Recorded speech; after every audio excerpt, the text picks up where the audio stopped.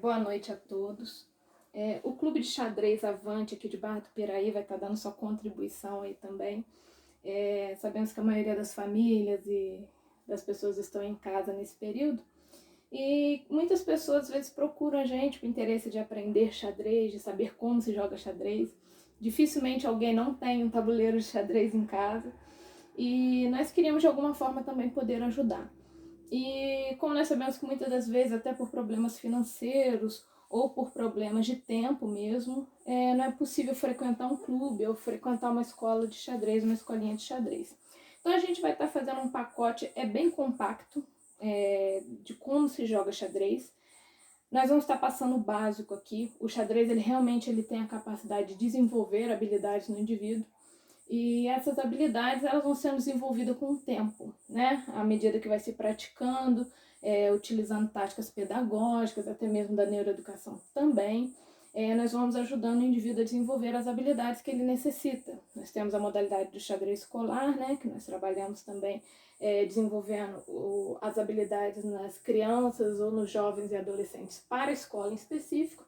E tem o xadrez que a gente também utiliza em clube, que ele é para todas as idades e que nós trabalhamos geralmente voltado para competições ou também para desenvolver habilidades, mas na sua maioria são pessoas de mais idade que procuram, né, acima de 18 anos, e nós também damos suporte para eles, tá?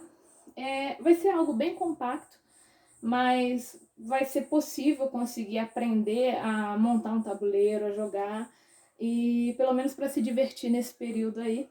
E caso alguém tenha interesse mais pra frente, procurar uma aula de xadrez, é interessante, é bacana que faça.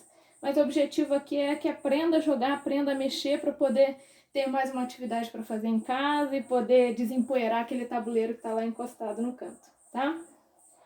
O jogo de xadrez, ele não tem uma origem certa. A gente não pode dizer com certeza e convicção de quando surgiu ou de onde que ele veio. O mais aceito é que ele veio da Índia, mas a gente não pode dizer, garantir que foi surgido lá na Índia, tá? Não se sabe ao certo a origem dele. O jogo de xadrez é um jogo que foi muito usado em guerra, como táticas para planejar táticas de guerra, e hoje ele é muito utilizado nas escolas, mais nos países desenvolvidos do que aqui no Brasil. Mas ele tem a sua presença e a gente espera e trabalha para que ele tenha mais presença ainda, porque nós conhecemos os benefícios e o que ele é capaz de desenvolver no indivíduo, tá? Então, geralmente o tabuleiro, ele é jogado, o jogo de xadrez, ele é jogado entre duas pessoas. Pode ser jogado por mais pessoas, sim, vocês talvez já tenham visto quem é de Barra do Piraí, ou não sei se na sua cidade tem, o jogo de xadrez jogado por mais de uma pessoa, geralmente de duplas. A gente utiliza muito aqui no tabuleiro gigante, geralmente os jogos são feitos em duplas, tá? Uma dupla com as peças pretas e uma dupla com as peças brancas, tá? A gente fala preto e branco, vocês podem estar falando, mas a cor é de creme. Mas é porque o xadrez original, ele era peça branca e preta, né? Uma cor padrão que a gente usa, e foram surgindo outras modalidades, outras cores. Mas geralmente são sempre peças mais escuras e umas peças mais claras para a gente poder diferenciar de qual time você pertence, tá? Então, o jogo de xadrez, ele geralmente é jogado em tabuleiros de mesa, mas como eu disse, tem também os tabuleiros gigantes, existem outras modalidades, existem os tabuleiros virtuais, que nós utilizamos bastante também nas nossas aulas lá no clube. E o importante é que tenham essas peças que a gente vai falar aqui agora, tá? Que essa daqui é o padrão do tabuleiro de xadrez, ele veio sofrendo modificação ao longo do tempo, mas o padrão hoje da gente jogar são essas peças. A gente não sabe se futuramente pode sofrer mais modificações aí, mas esse é o tabuleiro padrão que a gente usa aqui, tá bom? Então o tabuleiro, geralmente, ele tem essas cores que eu falei pra vocês, e ele possui duas torres brancas, tá? Deixa eu pôr a torre aqui mais perto, pra vocês conseguirem ver a peça. Duas torres brancas, duas torres pretas, tá? Dois cavalos brancos, realmente é a figura de um cavalo, não tem como confundir. São dois cavalos brancos, tá? E dois cavalos pretos. Dois bispos brancos, esse aqui é o bispo, tá? Possui dois brancos e possui dois bispos pretos, tá bom? E nós temos 8 peões no tabuleiro, 8 peões brancos e 8 peões pretos, tá bom? Eu sei que às vezes, para quem está vendo pela primeira vez, pode ser um pouco confuso, um pouco difícil de decorar, memorizar, até porque nós estamos passando para todas as idades.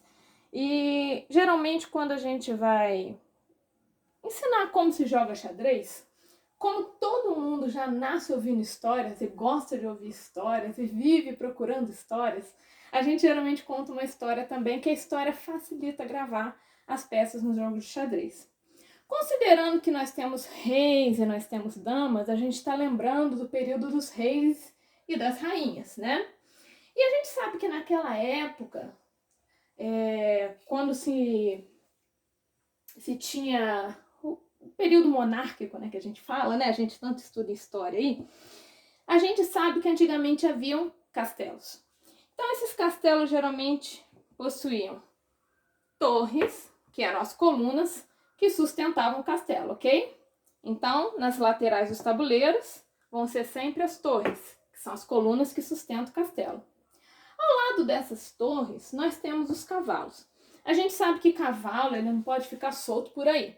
Cavalo a gente tem que amarrar uma corda no pescoço dele. Quem está mais acostumado com a área rural, como eu, por exemplo, a gente sabe que cavalo não pode ficar solto por aí. A gente tem que prender o cavalo, senão ele despinguela, a gente não pega ele mais. Então a gente sempre amarra o cavalo. E onde que eu vou amarrar o meu cavalo? Nas colunas do meu palácio, tá? Então os cavalos vão sempre estar do lado das torres, beleza? Os cavalos sempre vão estar do lado das torres. E do lado dos cavalos vão estar os conselheiros. Nessa época era muito comum, por conta até das igrejas, que houvessem os bispos, que eram os conselheiros. Então nós temos os bispos. Os bispos, eles tinham que estar sempre prontos para levar conselho para o rei. Então eles tinham que estar sempre perto dos seus cavalos. Os bispos ficam sempre perto do cavalo, para que ele pudesse montar no seu cavalo e ir cavalgando até onde o rei estivesse ou a rainha para poder dar conselho para eles. Então, vamos lá. As laterais são as torres, que estão sustentando o meu palácio. Do lado das torres, eu tenho os meus cavalos, que estão amarrados para não fugirem. Do lado dos meus cavalos estão os bispos, sempre apostos, prontos para atender a um pedido, a uma solicitação do rei ou da rainha. E nós vemos que sobraria duas casas, que é a casa do rei e a casa da rainha. Então nós vemos aqui que o rei, como muito cavalheiro, ele sempre deixa a dama decidir a casa que ela vai ficar. Só que a dama, como a maioria das mulheres, gosta de combinar tudo, né? Gosta de combinar roupa com sapato, com adereços. Então, o que essa dama vai fazer? Ela vai sempre combinar a cor dela com a cor da casa que ela vai ficar. Então, a gente fala que ela combina a roupa com o sapato, tá? Então, a dama branca vai sempre ficar na casa branca. E a dama preta vai sempre ficar na casa preta, tá? Então, vamos gravar sempre assim. A dama, ela gosta de combinar. Então, a cor da roupa dela tem que combinar com o sapato, tá bom? A cor da roupa combina com a cor do sapato. E o rei vai sempre ficar na casa que sobrar, tá? Porque ele é muito cavalheiro, ele é muito educado. E ele cede a casa para a dama poder ficar, beleza? Então, nós já aprendemos a montar o tabuleiro simplesmente com essa história, tá? As torres que sustentam o palácio. Os cavalos amarrados nas torres. Os bispos prontos para subir, montarem seus cavalos e atender ao pedido do rei. As damas ou rainha, vocês vão ver usar os dois termos. O termo certo que a gente usa no xadrez é dama. Mas às vezes as pessoas que já ouviram falar no xadrez alguma vez na vida podem ter ouvido o termo rainha. Por que a gente chama no xadrez mais de dama do que de rainha? Não que seja errado chamar de rainha, mas a gente chama de dama porque existe uma forma de anotar as partidas do xadrez. E como rainha começa com R e rei começa com R, se a gente chamar ela de rainha, na hora de anotar não vou saber quem é quem, que a gente só anota a letra inicial. Então, para não confundir, foi adotado pela FIDE, que é a Federação Internacional de Xadrez, foi adotado que o nome dela seria dama. Tá ótimo? Então, nós temos a dama e o rei. Já aprendemos a montar o tabuleiro. Os peões vão sempre ficar na frente protegendo. Os peões é como se fossem os soldados da época. Eles estavam sempre na frente de batalha para proteger o exército, tá bom? O movimento é super simples. O peão, ele anda sempre para frente, tá? Quando ele sai dessa casa inicial dele, que é a casa que ele está, ele pode avançar 2 casas se ele quiser, tá? Então, da casa inicial, se ele quiser avançar 2 casas, ele pode. Depois só pode ir andando de uma em uma casa, tá bom? Avancei 2 casas. Meu adversário jogou. E eu quero jogar a mesma peça de novo, eu só posso andar uma casa, não posso andar mais 2, tá? A torre, ela anda sempre em linha reta. Eu vou tirar o peão aqui só para facilitar a visualização, ó. A torre, ela vai sempre andar em linha reta, para frente, para trás, para um lado, para o outro, quantas casas ela quiser, tá bom? Óbvio que ela só pode andar de uma em uma vez. Por exemplo, saiu da casa inicial, meu adversário joga qualquer outra peça que ele quiser. Aí sim eu posso ir para o lado, tá? Sempre movimentando, fazendo um lance de cada vez. Eu não posso fazer um L com a minha torre, tá? Por mais que ela permita andar para o lado e para frente, eu só posso primeiro andar para frente, para depois andar para o lado, para depois andar para frente e assim sucessivamente, tá bom? Vou pro bispo, que também o movimento dele é bem fácil. Tirar o peão aqui para facilitar também para ver. O bispo, ele vai sempre andar pelos bicos da casa, que seriam as diagonais, tá? Sempre pelas diagonais da casa. Quantas casas ele quiser, tá? Quantas casas ele quiser, ele pode movimentar. O rei, ele anda para qualquer posição também, só que uma casa só.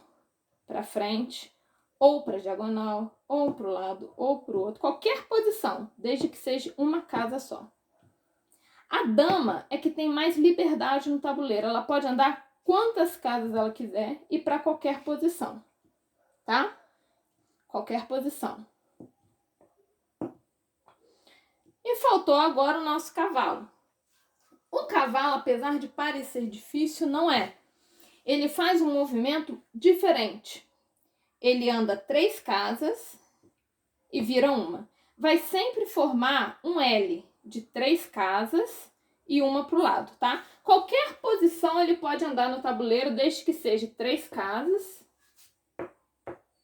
e virou uma. 3 casas, contando com a casa que ele tá? 1, 2, 3 e virou uma. Vou fazer outro movimento só para ajudar a visualização, ó. 1, 2, 3, virou uma. Tá ótimo? Então, nós já aprendemos a mover as peças, ó. Nesses poucos minutos a gente já aprendeu como montar o tabuleiro, já aprendemos os nomes das peças e já aprendemos o movimento das peças. É super simples. E o ataque das peças? Como as peças atacam? Exatamente do jeito que elas andam. A única exceção de regra é o peão. Vamos voltar aqui para dar para entender. A torre anda como? Linha reta, não é? Então ela ataca também em linha reta. O cavalo, ele anda em L, não anda? Então ele também ataca em L. O bispo, ele anda na diagonal, não anda? Então ele também ataca na diagonal. O rei, ele anda para qualquer posição, uma casa só, correto? Então ele também ataca qualquer posição, uma casa só. E a dama anda para qualquer posição, né? Quantas casas ela quiser, então o ataque dela é exatamente da mesma forma. A exceção é o peão, que ele anda para frente, só que ele ataca na diagonal da casa, tá? Não sei se deu para ver. Ele anda para frente, vou tirar o rei aqui que eu acho que vai facilitar a visualização. Ele anda para frente, só que ele ataca na diagonal. Se tivesse uma peça aqui, ele levaria, tá bom? Lembrando que o xadrez não é igual a dama, que a dama geralmente a gente pula a peça, né? O xadrez não, o xadrez ele para na casa que a peça estiver, tá bom? Vamos simular um jogo aqui. E dentro desse jogo vai ficar mais fácil para vocês verem os movimentos das peças, tá? Peão andando para frente, peão andando para frente. Vou mover minha dama para cá. A gente pode fazer qualquer movimento no tabuleiro. Eu tô só simulando aqui um tipo de jogo, um tipo de, até que a gente chama de mate, que eu já vou explicar o que é o mate, só para vocês entenderem o movimento das peças, tá? Andou a dama, vou mexer o meu cavalinho. Vou mexer o meu bispo. Vou avançar o meu cavalo aqui também, ó. Vendo que o movimento tá sempre em L, tá? Eu tô avançando que o vídeo vocês vão poder parar e parando o vídeo vocês conseguem ver o movimento com mais calma, tá? Só para o vídeo não ficar muito longo. E eu vou simular um ataque aqui. Ataquei, levei o peão, parei na casa que ele tá e dei aqui, no caso, um cheque. O que seria o cheque? O objetivo principal do jogo de xadrez, ao contrário do que muita gente acha que o objetivo é você levar todas as peças do tabuleiro igual dama, e não é. O jogo de xadrez é um jogo estratégico. Então o objetivo é você dar cheque-mate no rei. O que é dar cheque-mate no rei? É você atacar o rei e deixar o rei sem saída. Então a gente chama isso daqui de cheque-mate, tá? Se eu ataquei o rei e o rei tem como sair, a gente chama simplesmente de cheque. Igual eu ataquei, mas ele ainda pode sair, me atacar, tá? Então a gente chama isso aqui de cheque. Ah, mas e se eu ataquei e não tenho saída? Igual aqui no caso.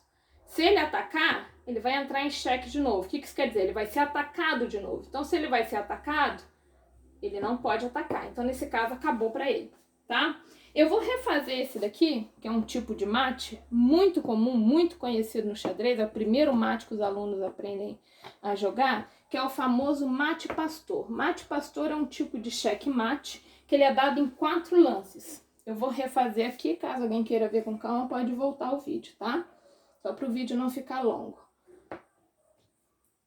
O mais importante, igual eu tô dando mate pastor com as brancas, então o mais importante aqui vai ser o movimento das brancas, tá?